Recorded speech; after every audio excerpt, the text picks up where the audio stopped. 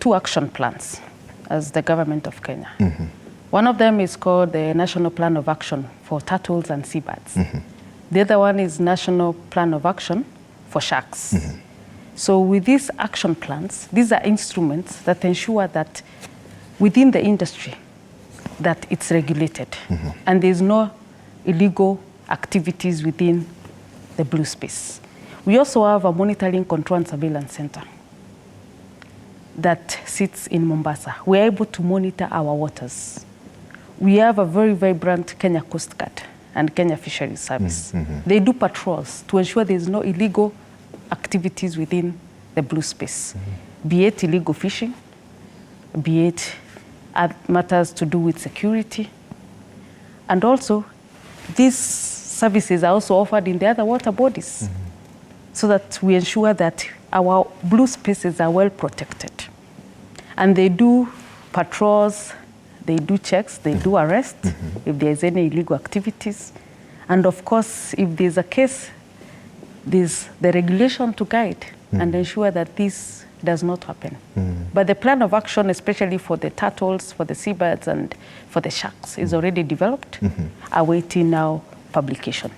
Yes. Oh, okay. Still staying in, you mentioned sharks and all, the dolphins that and the types of whales that keep the species that visits the ocean. Yes. Are we really tapping into it as a country to be able to say, okay, during this time of the year, is it around June? Yes. Between June to August? Yes. The perhaps we'll be able to go down there and be able to see these species of animals as they migrate and move, to be able to just go there and experience. How, is there uptake by Kenyans really? Of course, there's a lot of uptake, and we're working very closely with the State Department for Tourism to work and ensure we sensitize.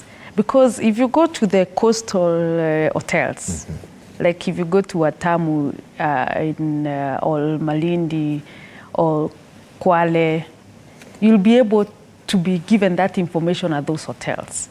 So we'll continue sensitizing Kenyans and across the globe to ensure we show them the beauty of Kenyan oceans. Yes. Brilliant. And how about then the safeguarding of the areas that perhaps, because there were places that have had overfishing, and then we've seen communities as sensitizing around themselves and saying, just like paddocking.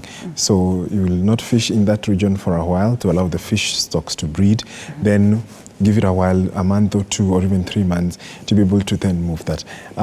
There seems to be, the previous years, there has been low government intervention, if I could put it, and communities have had to partner with development partners or community conservancies. Is it something that the government will perhaps take up and say, okay, fine, there seems to be potential in this, let's take it? Actually, George, we have joint core management areas that we have already mapped out with the communities themselves. And as a government, we have sat down with them. We have agreed these are the joint core management areas that they're supposed to conserve and protect to ensure that there's a lot of sustainability within that space. And the community have really embraced it. They're the champions. As government, we are providing them with all the tools to ensure that they're able even to communicate or share information if there's a challenge within that space. We have even provided them with boats. They can be able to even patrol those areas. Our beach management units, that is the Fisher for Community, they are very passionate about protecting those areas.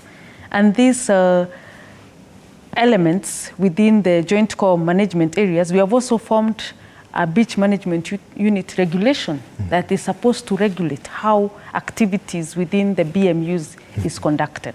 So the government is very passionate about that. The community is very passionate about that.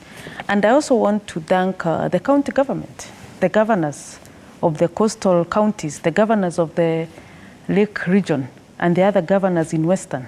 They are very passionate and key about this space. So every other minute or other day, we have interactions with them.